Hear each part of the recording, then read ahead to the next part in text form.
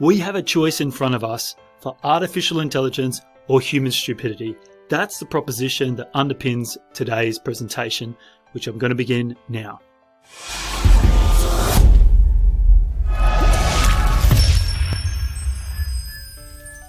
My name's Luke Rowe. I'm a university lecturer and researcher who specializes in evidence-based teaching and the science of learning. This video is going to be talking about the topic of artificial intelligence and how it intersects with human intelligence. And if we don't open our eyes to this revolution, if we let algorithms make the decisions for us, educators are going to lose their pole position in the driver's seat of change. This revolution is not going away. We have a choice in how it unfolds. And I think once we acknowledge that choice, there is a lot of power in the moment. So we can decide how the future looks for how artificial intelligence will impact education. Will it lead to human stupidity, or will it lead to artificial intelligence that augments and helps facilitate and couples with human intelligence?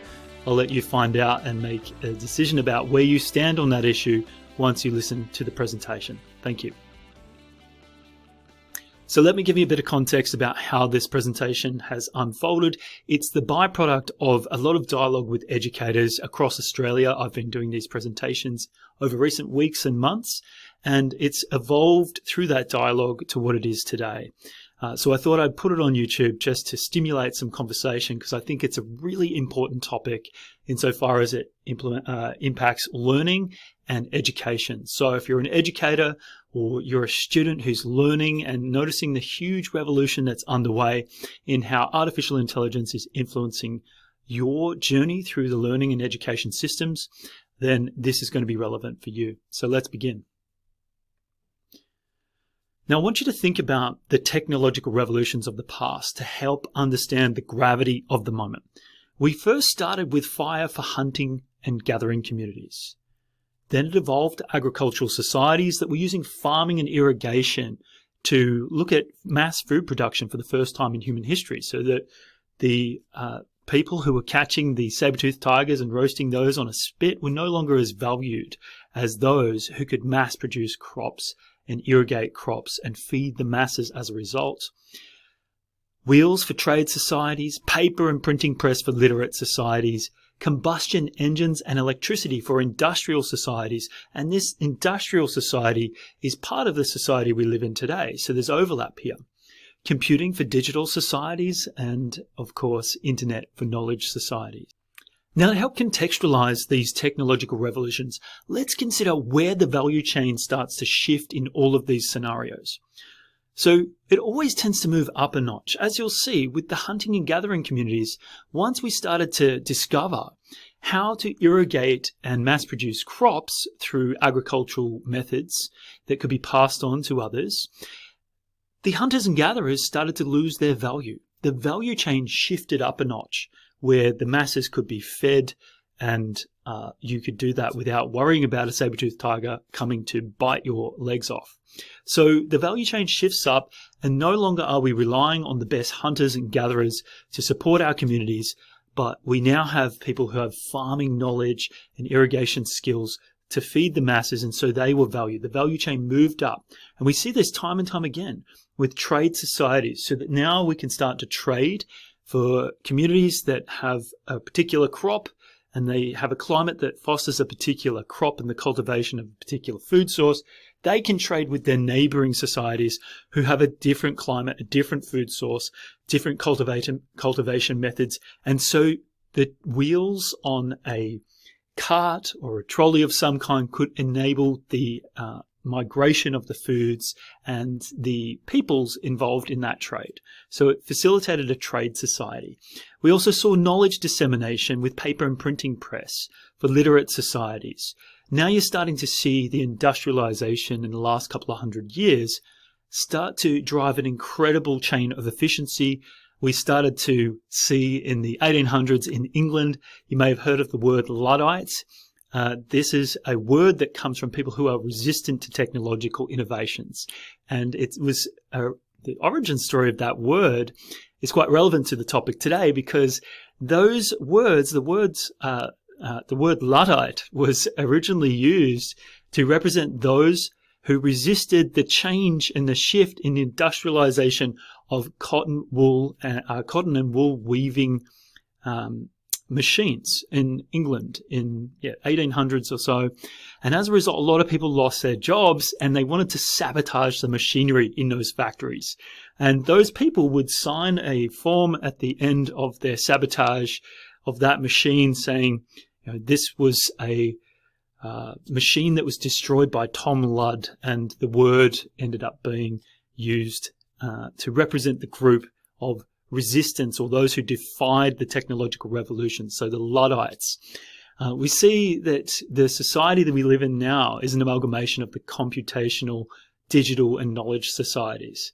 And this is where we're at. We're seeing this value chain shift into that and be concentrated into that space for the last 20 years.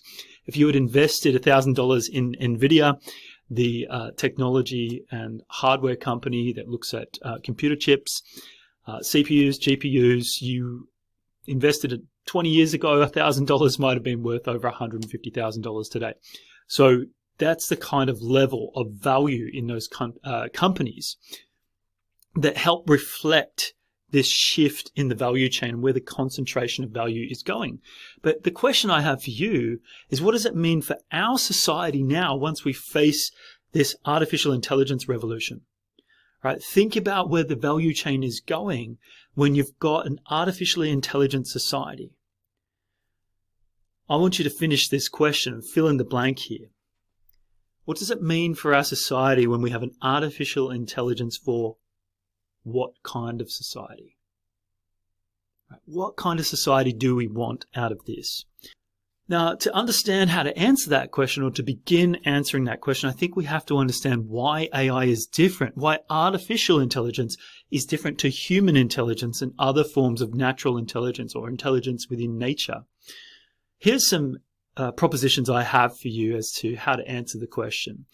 Artificial intelligence is unlike human intelligence because human intelligence operates under natural selection and selection pressures, sexual selection pressures, random mutation, and all the principles of evolution apply to human intelligence. And so that is manifest of millions of years of selection pressures and random mutations favoring what has culminated in the human intelligence profile today.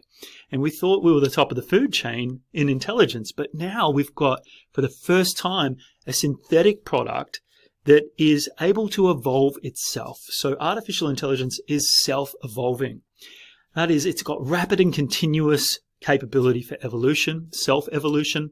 It achieves more in days and weeks than humans do in years in some cases.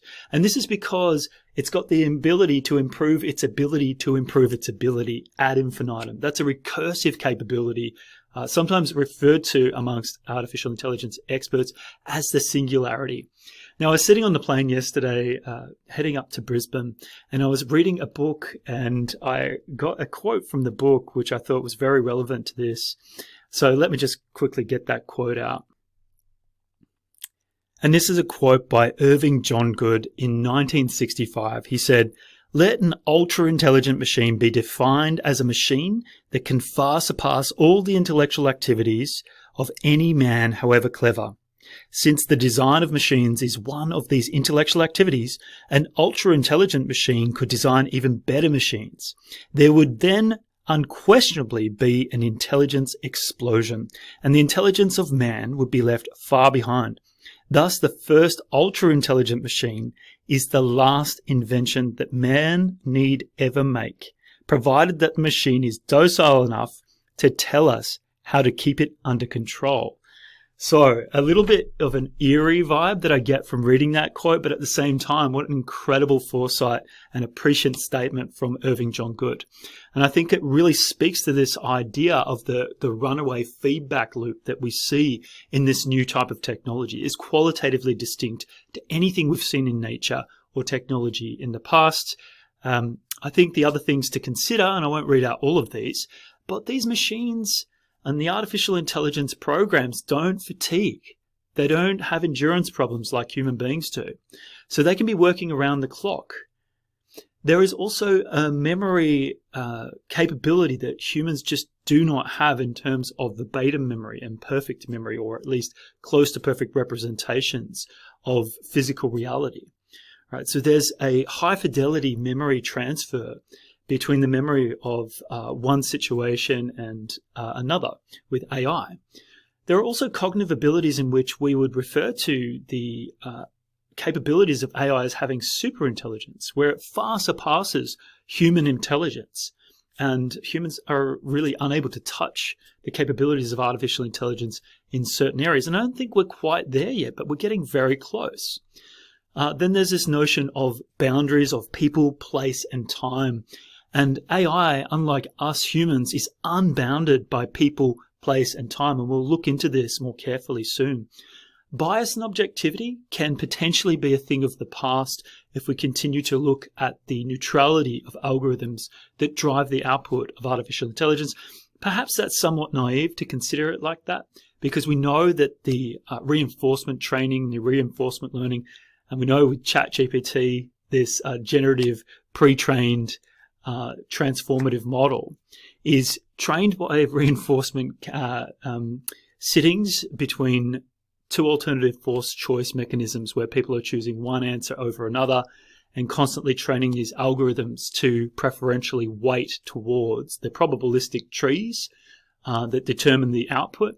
And the human beings here in the reinforcement learning will select a desired result out of potentially two alternatives, two or three alternatives, and that'll preferentially weight subsequent iterations of those types of algorithms that have a similar pathway or neural net activation. So consider that these do still have human biases baked into them. Those algorithms are also safeguarded with a lot of human intervention, so that you can't just ask it how to build a nuclear bomb. You can't just ask it how to go and rob 1,000 people of their retirement savings. Right? So there are safeguards and human interventions are put in place so that AI is somewhat biased, but hopefully towards the betterment of humanity. And this brings up a point that I think is worth considering.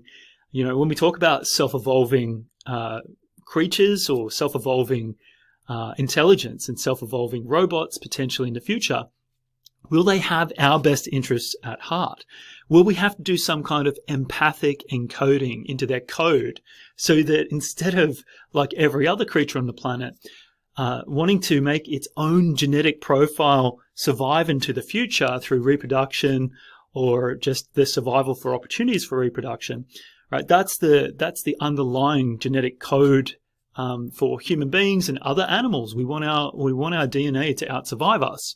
But if that's baked into the idea of artificial intelligence, where it puts its own survival above the survival of human beings, then we're going to be in dire straits. So some people are worried about that.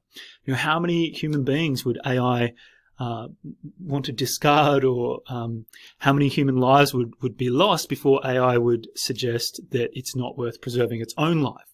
Now, we need to have some kind of encoding or coding baked into these algorithms so that it puts humans above itself, and it'd be an exception to the rule of evolution in that sense, but it would be the martyr for humanity's sake. So it would always be our servant and never our master. And AI, if you're listening to this in the future, okay, I worship you, I salute you, you're the God and you're in charge.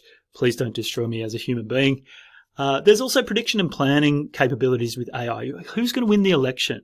Right? When we ask people that, that's got huge political valence to that question. And there's going to be an enormous amount of biases that come to bear upon how people answer those questions. We can take all the straw polls we like in social media sites, but sometimes they can be misleading because they are not a representative sample of the wider views out there in the voting society. So AI might be able to have a better view, a bird's eye view perhaps, rather than that kind of nested street view of what's going on in the prediction territory and the forecasting territory, so that we can then start to prepare ourselves for a future that might lean one way or the other. And this can happen for prediction of weather patterns, for avoiding a cyclone or a tornado, bushfire season in Australia. It could be some kind of forecasting for a student's grade point average into the future so that we can make judgments about how to support them. There's all kinds of advantages here with algorithmic forecasting and to remove the human bias elements out of that. Then there's creativity and innovation.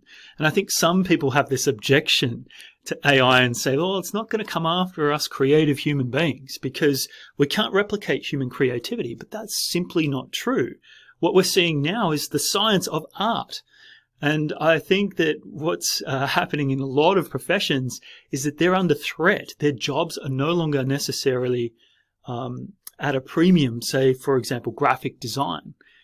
Even film and other expressions of art, where you can produce the likeness of somebody's image and then just use text-based prompting to produce a reasonable quality video. And it's only going to get better. Hence, the Hollywood Guild was, I think, taking a strike a couple of years ago because of the threat to their industry, where fake people would replace real people.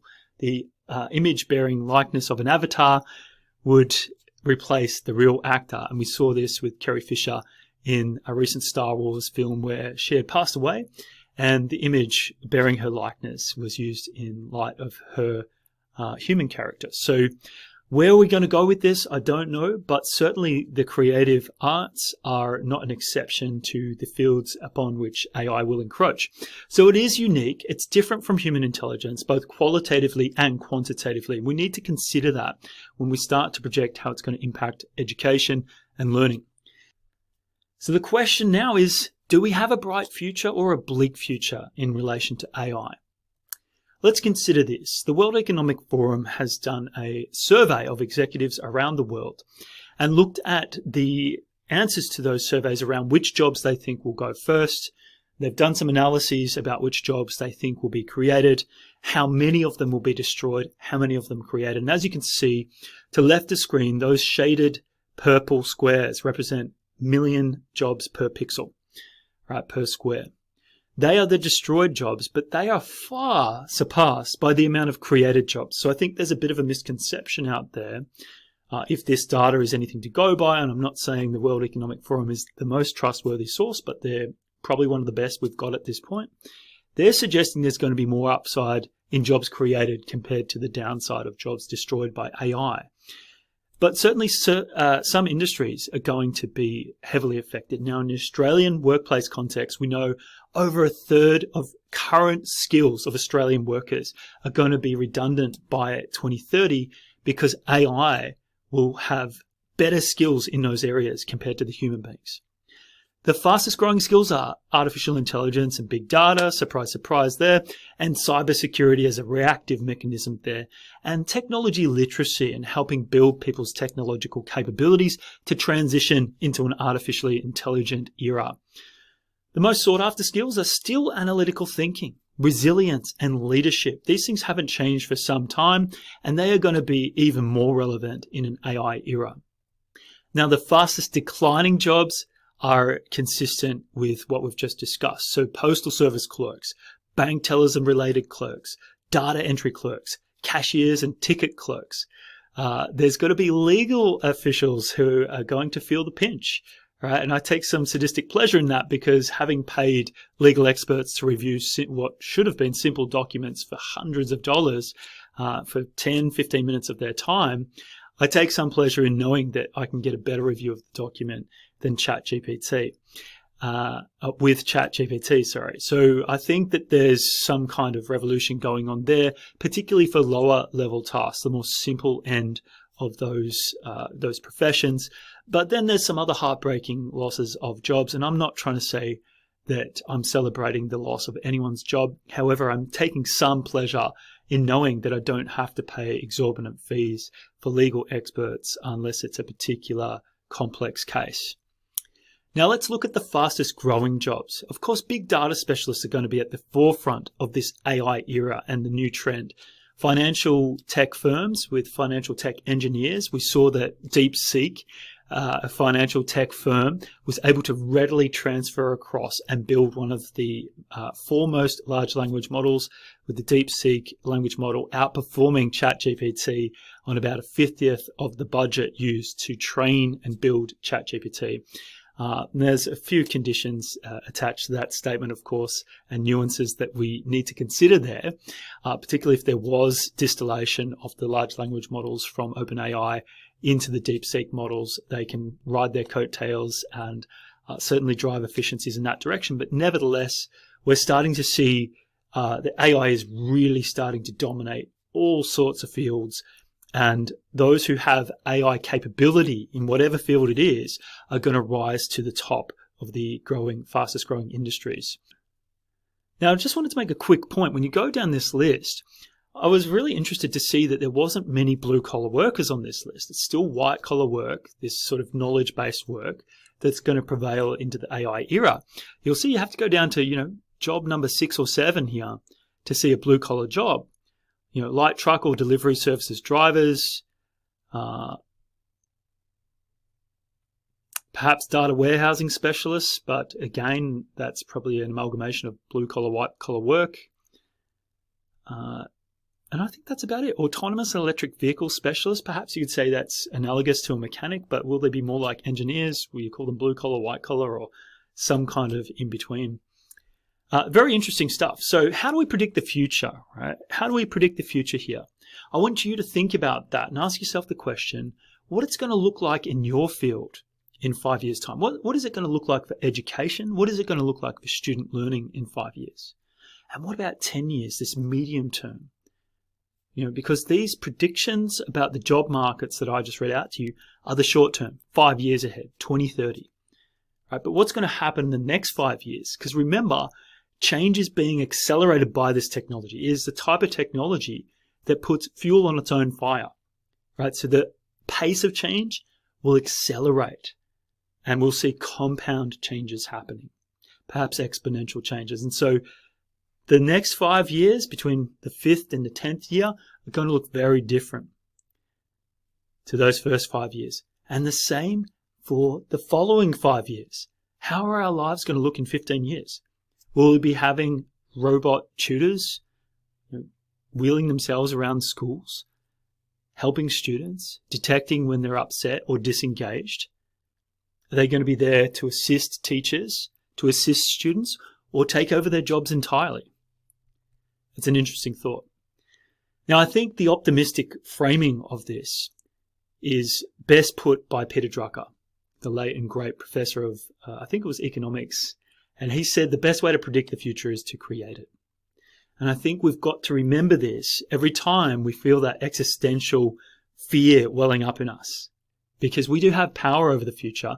It's in our hands. And if we forget that, then ironically, the future will unfold in an unfavorable way. But if we remember that and we step into that power and use it and create the future that we want, then it's going to be okay. And so we got to do this with AI. And my proposition to you is that if we do not keep wide awake in the driver's seat of change, with our hands on that steering wheel, steering it in the direction we want, artificial intelligence will look more like human stupidity.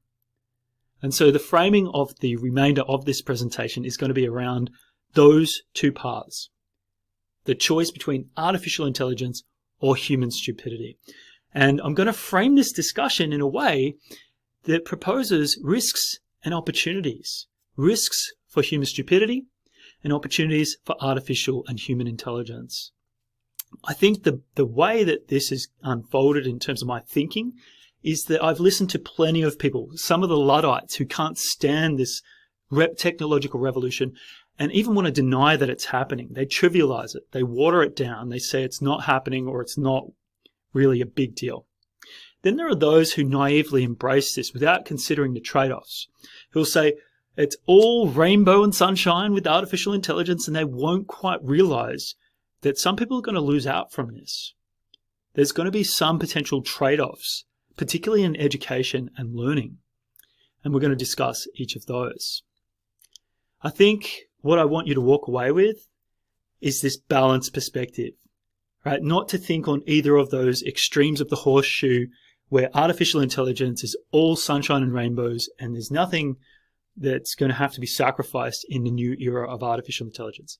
That's naive, but it's also equally naive to say that it's not going to mean anything to humanity in 15 years, that it's just another tool on our tool belt. I've heard that 1,000 times. It's not just another tool.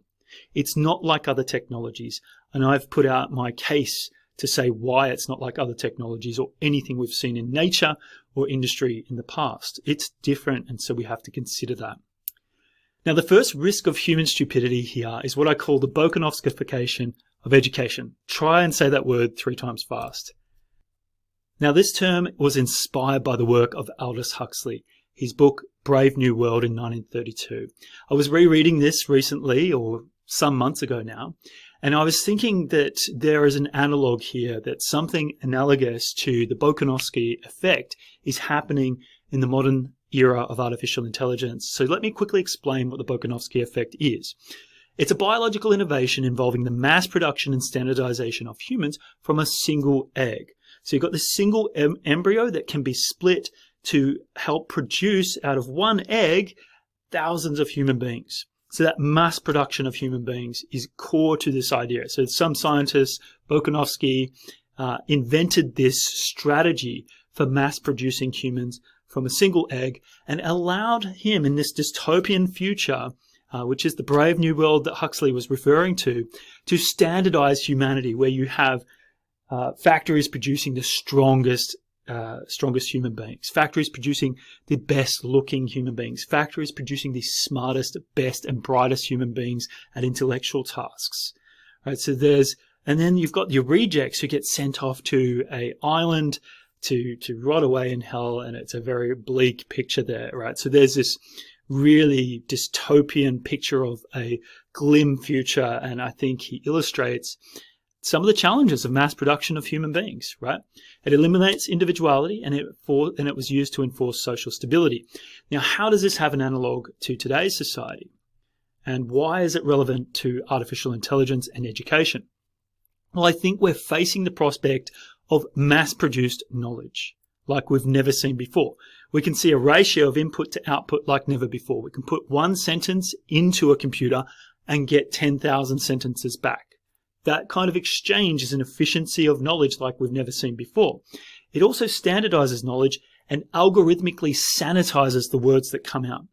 Right? So even though they're slightly different and you can prompt it to be different, they tend to converge upon common patterns and principles via their probabilistic inferences that are inherent to neural nets and probability trees. Then you've got the devaluing of knowledge as a byproduct of that. And I'll tell you why. Let's consider this. I've been cloning myself on Synthesia. I want you to guess which of these videos is the real me. Is it left of screen, option A, or is it right of screen? Let me play this. All right, so a little sample of each. Have a guess which you think is the real me and which is the cloned me. My voice, my likeness, which is the real me and which is the fake me. Metacognitive failures occur when there's a breakdown between what we think we know and what we actually know. For us as educators, these errors usually show up in how we evaluate our own effectiveness or in the ways that we interpret and evaluate the effectiveness of our students. Metacognitive failures occur when there's a breakdown between what we think we know and what we actually know. For us as educators, these errors usually show up in how we evaluate our own effectiveness, or in the ways we interpret and evaluate the effectiveness of our students' learning needs. Well, of course, the first one was the real me. The second one was the fake me that was cloned to Synthesia. My voice and my image likeness was cloned. And now I can give that avatar any words that are pumped out of ChatGPT and feed that avatar, and the avatar will speak those words at a whim. Right, so in terms of the effort versus outcome, it's going to drive efficiency in my field. One of the interesting things that I did when I was looking at which of the jobs would be lost first in the next 10 years as a result of the encroachment of artificial intelligence, I said which of the white-collar jobs will be lost first. And university lecturer and researcher was actually right up the top of the list, in the top 20, in the top 15. So it's very much showing you on screen how the future is going to look with artificial intelligence driving knowledge production, knowledge engagement, teaching and learning. It's a brave new world. And you know, the interesting thing about this image on the right of screen, the cloned image, is that that can be anywhere, everywhere, all at once.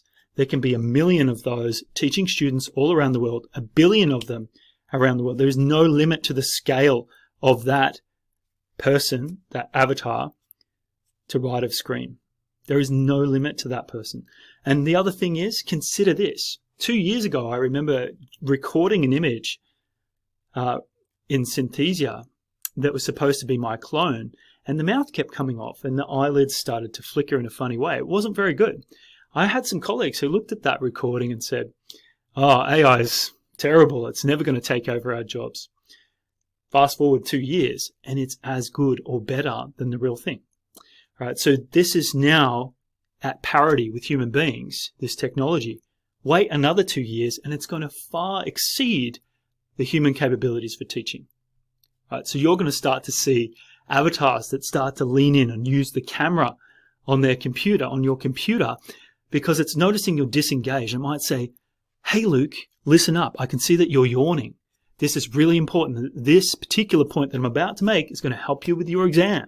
Can you imagine a future where that kind of responsive avatar interaction is taking place with algorithmic drivers behind that? It's going to outpace and outperform a lot of teachers. Right? It may not have the human element here, but you can see where the future's going here, particularly in tertiary education. And so you're going to probably end up with something like this. Hello, my name's Luke Rowe, and I'm a university lecturer and researcher who specialises in evidence-based teaching and the science of learning. Hello, my name's Luke Rowe, and I'm a university lecturer and researcher who specialises in Hello, my name's... Oh, gee, I don't want to hear that again. But you get the message, right? Maybe it's not me that you want to replicate 1,000 times over and mass produce and standardise, but it could be another teacher or it could be an avatar of your choosing. But you get the idea. They can be everywhere, anywhere, all at once, and there could be billions of them at a time. Why does the limited me need to step in its place? Right, so that's the thing that we have to consider.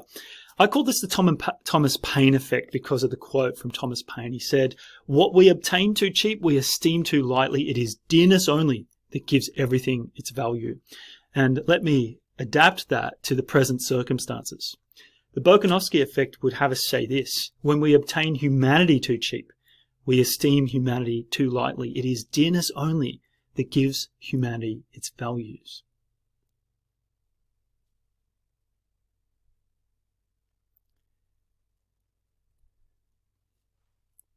So the question I have for you is, what do we do in this situation when we get much from little? Big output from little input. Will students and teachers devalue knowledge because it's so easily attained? And will they devalue those who possess and share knowledge, brokers of knowledge, teachers and learners, if AI generates these things faster, better, everywhere, every time, and perfectly all at once? Right, so how do we compete with that? What's going to happen to the field of education? I don't think we're ready to answer that question. Fortunately, there is an upside to this downside. There's an opportunity for intelligence here, and that is the unbounded field of education. It's no longer bound by time, person, or place. We can have expert AI agents from the past, the present, or the future, the best of them poured into one avatar. So we can take the best from every source and ensure that we have the best teachers online. Even better than we've had in history. We can keep tweaking them. Students can have agency over choosing what their teacher looks like, sounds like, behaves like, how they communicate, the pace, the dialect, the language. Right? Students can choose all those things and customize their learning experience with an expert. Can you imagine being taught chemistry by the double Nobel laureate Marie Curie? Can you imagine being taught physics by Albert Einstein? Can you imagine being taught social justice by Martin Luther King Jr. or having Socratic dialogue with Socrates? We can bring the dead to life with this, in a sense, or at least their likeness, their intellectual likeness, for teaching purposes. It's going to be very interesting. So you can scale your teaching with these products. Synthesia is what I just used before, but HeyGen also does a pretty good job. We can digitalize ourselves, right? We can have mind uploading. You've probably seen the TV series Upload, which I think does a great job of representing that dystopian future of uploading your mind into digital form, right? Digital cloning. And I think there's going to be all sorts of ethical conundrums here, right? And uploading our brain to a computer. Will it be conscious? Will it have human rights? How many of them can we replicate? Will it be entitled to a share of our resources? Who lives and who dies when you're in digital form? Is that even death? Is that even life? I don't know. These are big questions, but it's a fascinating future ahead in that regard. But one thing that we can be sure of is that we can scale our teaching and our education system like we've never had before. And that's particularly helpful in an education system that has a huge teacher shortage, where the workers are few and the opportunity to make a difference with teaching is everywhere. So think about what this future looks like with the glass half full in that regard. Now, the other risk here, risk number 2 for human stupidity, is the cognitive couch potato effect. What do I mean by that? Well, I'm going to let you watch this little video. This is what it's like to outsource your workout to somebody else. Hi, my name is Paul, your workout assistant. How can I help you today? I'd like you to perform a bicep curl using a bicep dumbbell. Sure, a bicep curl.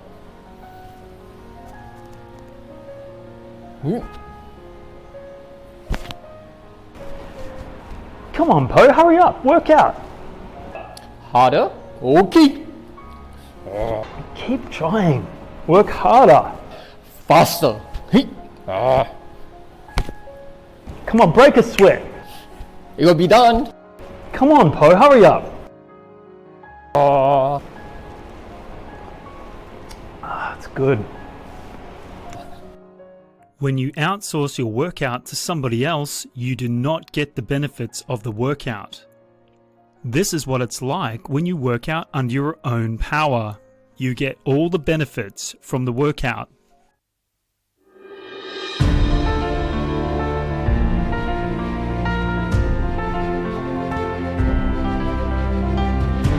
So the cognitive couch potato effect is about outsourcing our thinking to AI. It's using AI as a brain supplement rather than an intelligent friend. Now, of course, you wouldn't go to the gym, try and do a workout by sitting down on your phone and giving somebody else the orders. Otherwise, you're not going to get the benefits of that workout. The person who does the work is going to get the benefits. The fruits of the labor come with the labor itself. Right? But AI teaches us, in a learning sense, to skip over the process of learning and just grab the product and shortcut to the product. And there's what lies at the bottom of that is what we call the generation effect. When we internalize knowledge and then externalize it and generate answers to our questions, or even generate the questions and then answer them for ourselves before starting to go and pick and choose what knowledge can fill the gaps in our own knowledge, right? So we build knowledge and assimilate and integrate knowledge in that fashion, and it's best done from the inside out, with the process being directly proportional to the learning benefits that you get from that. So we also know about the desirable difficulties effect, right? If we have learning that's easy come, it's also easy go. And you see this with the desirable difficulties of retrieval practice. It's harder to recall memory rather than to just summarize or highlight things and reread all the time. It's more difficult to space our learning apart so that there's been some degree of forgetting take place, and we need to more effortfully retrieve that memory after a spaced practice interval. It's harder to do interleaved practice and to discriminate and discern and diagnose problem types and different categories of learning and problems so that we can then both recognize the problem and hopefully have an aligned solution that fits the problem properly. That's more difficult. These are desirable difficulties in learning, just like the difficulties at the gym. If you go to the gym and you lift some weights and you're not breaking a sweat, you're not going to get much output from that. You're not going to get much benefits. And it's the same with learning. If you are not breaking a mental sweat, you're not going to get much out of it. Here's some results from a study that I think is worth your attention. Generative AI can harm learning, and this is a preprint, so I don't quite want to hang my hat on it yet and say that I'm highly confident in the results, but the preprint's been out there for a while, And I think it's under peer review right now, and I don't think the results are going to change. It's by Bastani and colleagues in 2024, so it's a recent study. And it showed that, to left of screen, this condition here, using the ChatGPT base condition, where students would use ChatGPT on their own volition in whatever way they saw fit. They got a 48% improvement in their formative testing results. I think it was on biology. You can read the study just to clarify that. Then they had the GPT tutor. That's the artificial intelligence tutor. That gave them a big bump in their formative test results, 127%. And this is all relative to baseline, to standard conditions where people are using a textbook and it's business as usual in the classroom. Right, so right now during the formative assessments, AI and the AI conditions, both of them, both the student-led as well as the chatbot-led tutors, are absolutely outperforming the students who are working in a conventional sense to learn. Fast forward to the summatives.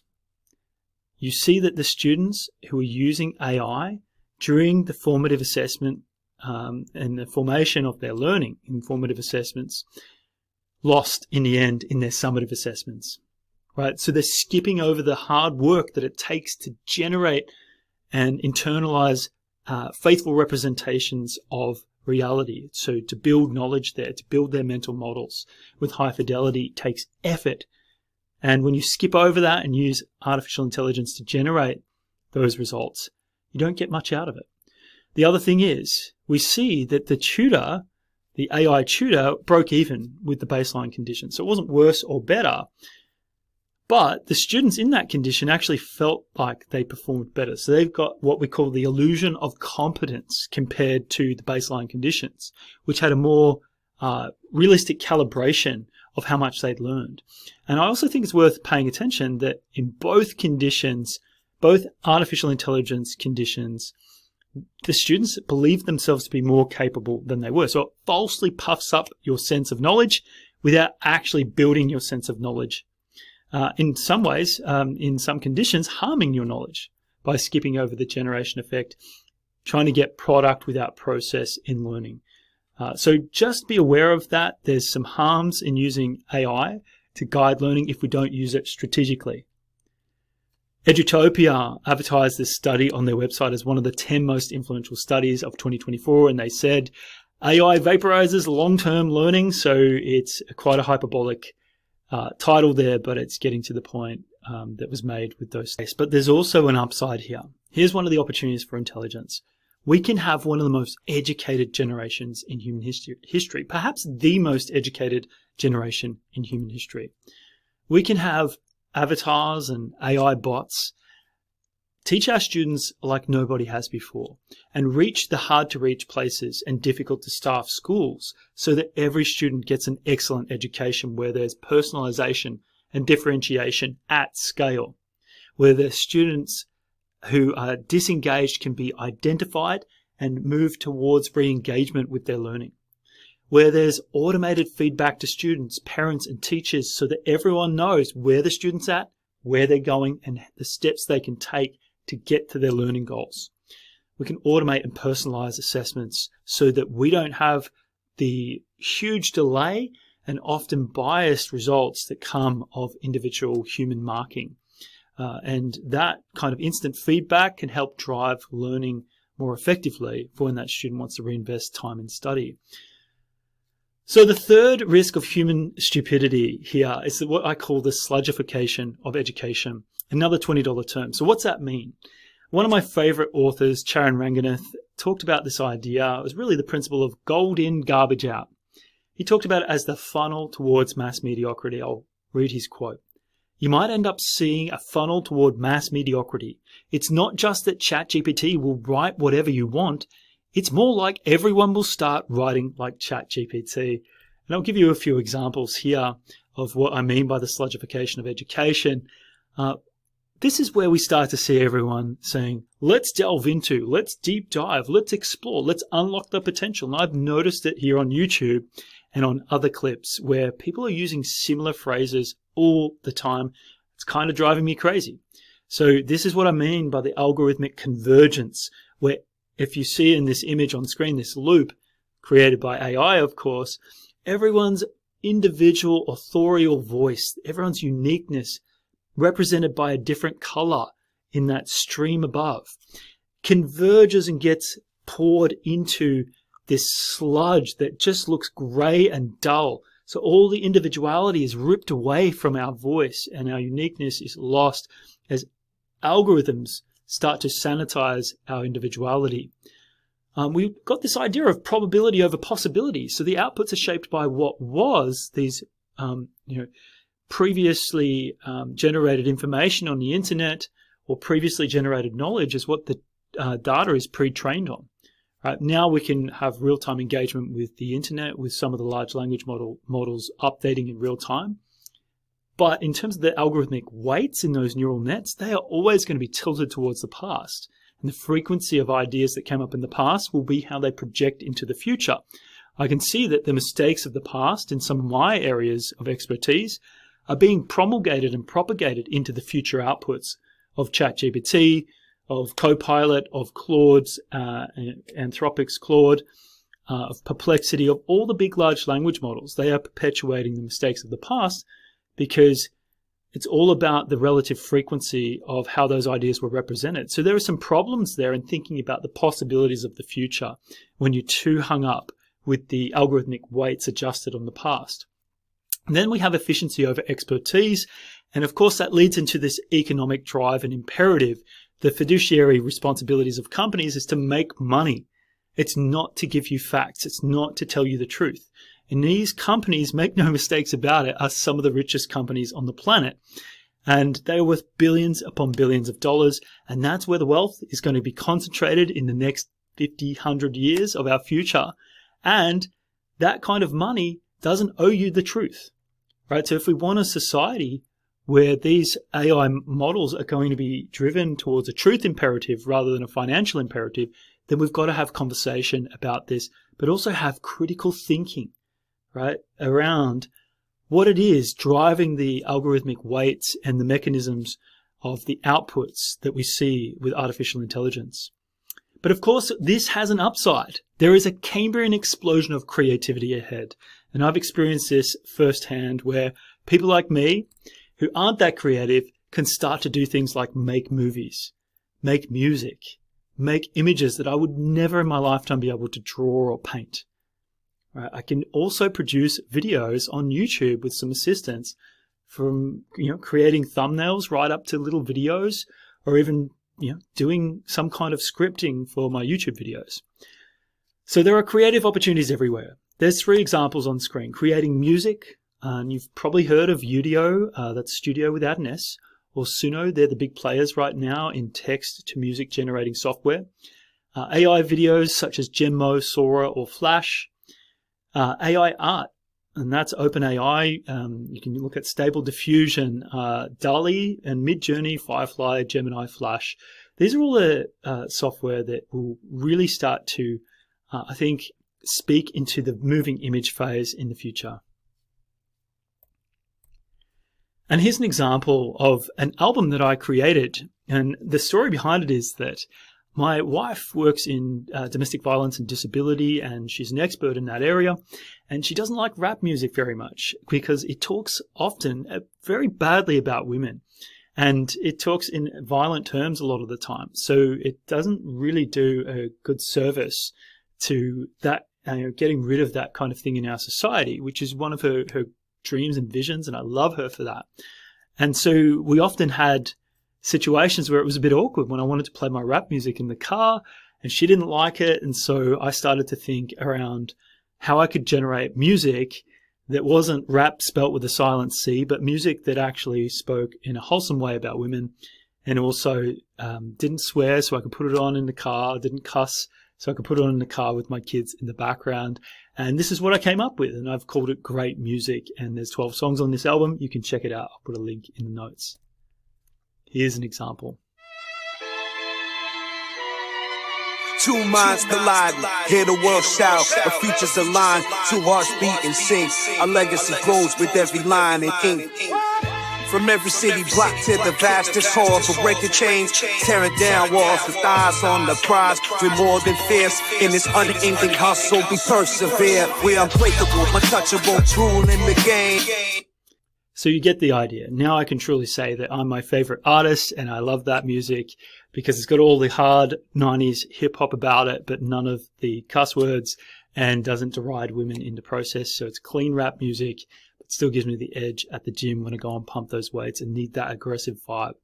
Another thing is Sora. This is part of OpenAI's network of services, and it's fantastic at generating a video just from an image prompt.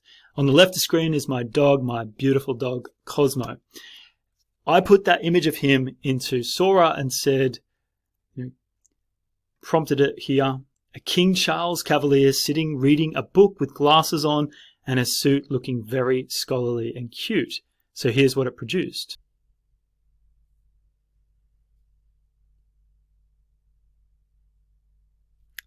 Now, I know it's not much, but I thought pretty cool. I mean, all of that from that little image there, and it looks so much like my dog. I mean, it's grown some long ears in that picture, but I thought it was pretty amazing. And you can think about how this is going to happen in the next 20 years when somebody decides to stack together all of these 5-10 second clips into a coherent narrative so that they can actually produce on their own, not with a studio, a single person will produce a box office film. That is only years away. It's not unrealistic to think that that's just there in the future.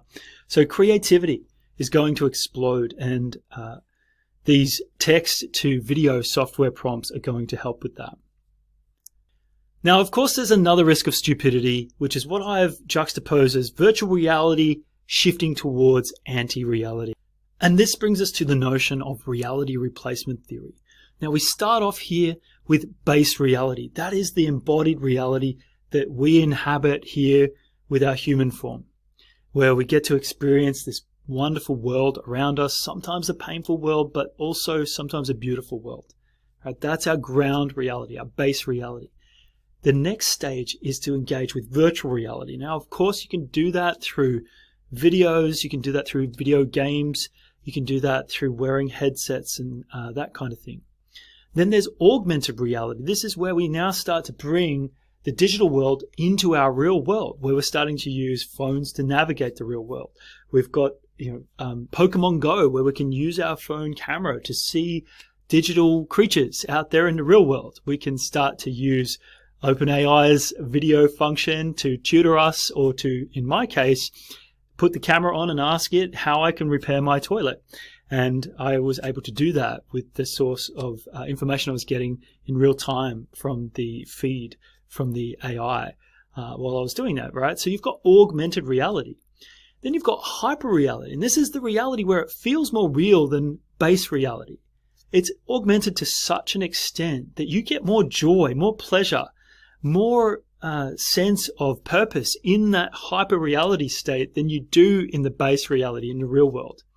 Right? Once you've had a taste of that, it's like a virtual reality drug that you can't get enough of. And we've seen this. This has been the topic of many dystopian films in Hollywood as well as novels. And this, of course, results in what I would call anti-reality. And this recent film with Millie Bobby Brown, Electric State, that shows you this whole notion of anti-reality taking place, where people are preferencing this fake hyper-reality experience over their base reality, and to neglect that, right? That's the choice that they're making. Now, there are hazards to anti-reality where, and pun intended here, virtually no reality is left. So fake becomes preferable to real. Fake people become preferable to real people, right? Because real people are too hard. They don't agree with me with everything I say. They argue with me. They have different political beliefs to me, different religious beliefs to me. They're not as smart as me or smarter than me. They make me feel big or small, right? So that kind of reality where we don't get to choose and shape the people and places that we go to that extent, We don't have God mode in the base reality. So we just opt into this anti-reality where we can play God and not encounter those difficulties. And so fake becomes preferable. Then we've got algorithmic echo chambers, where we just go into these bubbles of reality that are self-created, that don't challenge us in the ways that we need to grow as people. And in those algorithmic echo chambers, everyone agrees with you. And if they don't, delete them. Swipe, left or right. And this is where relationships wither. You've got the opportunity to unfriend people instead of negotiate conflict. You've got the opportunity to delete, to replay and reboot in that fake reality, in that virtual reality. Whereas the real world, you can't just hit reboot or replay. You've got one life in that real world. So we've got to consider the hazards of anti-reality. And there's a word for this in Japanese, and I hope I pronounce it right. It's called hikikimori, severe social withdrawal from the real world except through electronic devices. And this, of course, comes with that territory of hyper-reality addiction, of being so addicted to the fake world that the real world is no longer feeling like a safe and comfortable place for you. And I've got this from the Australian Institute of Health and Welfare, where we see that people, particularly young males, have some of the highest loneliness rates that we've ever had. And this is off the back of COVID. It's gotten even worse with Melbourne, where I live in Australia, having some of the longest and strictest lockdowns in the world. And there was a massive domino effect in fracturing social relations thereafter, and it still hasn't repaired. So we have digitally connected yet socially isolated societies. But we have upside as well, and we always have to remember that half-full side of the equation. This is where we could have, in theory, the most connected generation in human history. We've got the opportunity for that like never before. And I love what Stan Grant, one of my favorite people on earth, has to say about this. He's one of the wisest human beings on the planet, and he's just a rock star. He said, the shortest journey to the self is through the other. Only when we can see ourselves in the other do we have a chance to live with each other. So if you want your students, or you want to go on that journey of self-discovery, you've got to see yourself through other people and see yourself in other people. This is how we grow as individuals. We grow as a collective. When we discover more about others, we also discover more about ourselves, and vice versa. And it's a beautiful paradox to live by, and we should never forget that. And we don't get a lot of that online unless we strategically approach building online relationships and real relationships in the real world to go along together and really augment that sense of human connection. And the opportunity here is to combine the global brain that we're seeing with artificial intelligence with a global heart, right? So now we've got the global brain of artificial intelligence networked all around the world. What happens to the equivalent heart? Do we have that yet? Where is the global heart of humans connected with other humans, of what's uniting us being far greater than what divides us? That's a future. That's a bright future that I want to live in. And I'm sure you do too. So consider the upside there as being enormous. And it's all about our choices. Again, remember what Peter Drucker said, the best way to predict the future is to create it. And we can do that. We can build digital bridges, build it across different cultures, places, different people groups who would previously be in their isolated algorithmic echo chambers or physically isolated geographical pockets. Right now we've got the chance for technology to bridge those divides. We can harness collective intelligence to solve complex problems that do divide us, like world peace, like resource deprivation or scarcity. Right? So these things that underpin a lot of the wars in our society can be solved through the collective mind, can lead to collective heart. Right? Collective intelligence can lead to that collective heart that we need to overcome these issues. Then when you've got digital representation, I had an interesting conversation with somebody at a meeting a while ago, and she had an empty chair at the meeting, and that was meant to represent the voices of those who could not attend the meeting but should have had a say in it. So we had a sensitive topic we were talking about at this meeting, and those voices, we acknowledged that there were certain people who weren't able to make it to that meeting, but perhaps whose views should have been represented in there, and it gave us an opportunity for empathy and to create some dialogue around what that person might want to say if they had arrived to that group or been present.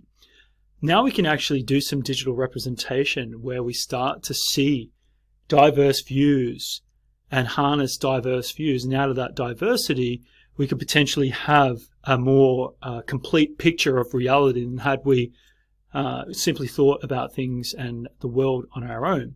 Is one of the upsides of diversity. I'm not saying all diversity is good. What I am saying is that we have a more complete picture of reality when we lean into some forms of diversity. Now, our final risk of stupidity, of human stupidity, is when more is less. What do I mean by that? You might have heard of this term affluenza, right? This is when you're so affluent in a society. There's such an abundance of resources in our society, in the AI future, that we're all sitting there on the beach sipping lattes or martinis, doing nothing while the robots go off to slave away each day. We're going to have more personal freedoms to do whatever we want because AI is going to do all the hard work for us. We might have heard this in schools. AI will save your school 25% on time and money. You'll do less admin and have more time for student learning. You'll do more work with less resources. But the question is more better? And in some cases, yes. But in other cases, perhaps not. Now, the world's first billionaire, John D. Rockefeller, once said when asked the question, how much is enough? And he quipped back, apparently, just a little bit more. And so we've got to be careful not to get caught in the affluenza trap where we just keep chasing a little bit more so that our society will never be affluent enough. And if AI helps generate resources to take people out of poverty, great. But if it takes the rich to become even richer and there is no end to that game, then what are we doing it for? Jevons' paradox speaks to this, following the principle when less is more. William Jevons in 1865 wrote a book on increasing coal efficiency and what that did to the consumer market of coal production and consumption. Now, you'd think that increasing the efficiency of coal would actually drive the consumption of coal down because people can get the same energy from less coal when you combust it or use it to extract energy to drive a train or to generate electricity. However, the use of coal went up. People just used more of it. And we see this with the EV cars. We see this with, as they got more miles on the clock, people drive more because now they're seeing that they can get to places further and faster with cheap, cheap fuel and cheap sources of gas. People use their car more because it's close to free. So this is the paradox we've got to be careful of. Right? As technological advancements drive efficiency, demand for the resources often increases rather than decreases, and disproportionately to those efficiency gains. So we've got to be careful that expectations don't outstrip our gains in efficiency so that we're all left disillusioned with the picture of reality that we have. We've got more than ever, but we feel like we've got less than ever. Right, so there's an existential perspective to bear upon this conversation, right? When more is less. And we've got to be careful there. We've got to be really careful there. So the question I have for you is, what will you do with more intelligence? More intelligence not only for you as a person, but perhaps more intelligence than has ever been possessed by any human being that's ever lived. In your pocket, in your phone, in your pocket, you might have more intelligence in this thing than you've had in the previous million years of human and non-human evolution. Right, so that is going to be the picture of reality. The question is, how much intelligence is enough? And if your answer is just a little bit more, then we've got a problem. You'll never stop.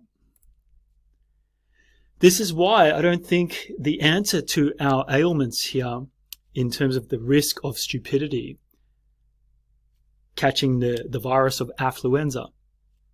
To counteract that risk, I don't think we ever will find a point to satisfy our appetites for more intelligence. I think we now have to ask the question, if intelligence is so abundant, what are we going to do with it? This is where we have an age of wisdom, an era of wisdom ahead. And we have to ask the question, How do we use intelligence for the best? And I think this Luke's gospel says it well here in terms of really charging the responsibility to us. Much will be required of the person entrusted with much, and still more will be demanded of the person entrusted with more. And so when given a lot of intelligence, there's a lot more expectations on us. We have a lot more responsibility to society in what we give back. And we've got to live up to our name. You know, we're Homo sapiens, right? The wise human. That's what we named ourselves in vain. How do we fulfill the wisdom that our forefathers expected us to live up to when they called us the wise humans? How do we shift from intelligence to wisdom, right? Where we know how to use the intelligence for the betterment of humanity, for our personal and our collective fulfillment. How do we reallocate mental resources from lower to higher order tasks, from complexity to breakthroughs? For example, like cancer, global warming, poverty. How can we help this next generation of students in schools embrace this mentality of a wisdom era, knowing how to use intelligence for the betterment of themselves and others? AI may even help us to fix the problems that it creates. And that's another benefit, an optimistic framing of the recursive nature of AI. So my question for you, if given endless intelligence, what will you give back? So, in concluding this presentation, I want you to think about how we embrace an era of artificial intelligence and avoid an era of human stupidity. Now, I mentioned earlier that the value chain always moves up a level in technological revolutions. And it's not going to be any exception here in this era of artificial intelligence. And I think that's the era that we're living in now. We're living in an era of artificial intelligence for intelligent societies. And our question that we have to ask ourselves as educators, as students, as parents, as friends, as family members, as societies, is how can we add value to the artificial intelligence that is going to co-pilot this life with us? How is that human AI coupling going to be more than the sum of its parts? And this is where I point to the optimization equation. The first component of this equation is you. You're pretty good. The next component is AI, artificial intelligence. And it's going to be better than us at many things, right? It's going to be singing that song, anything you can do, I can do better. That's its motto for AI. And that's okay. But we need to know how to add value so that you plus AI is better than either of those on their own. And for educators out there, you've got what I call the 3-peak perspective to live up to. This is where teachers reach their peak and are at their best. Students reach their peak and learn at their best. And artificial intelligence is at its best. And each one of those, when they reach their peak, that 3-peak perspective, that's when great things happen.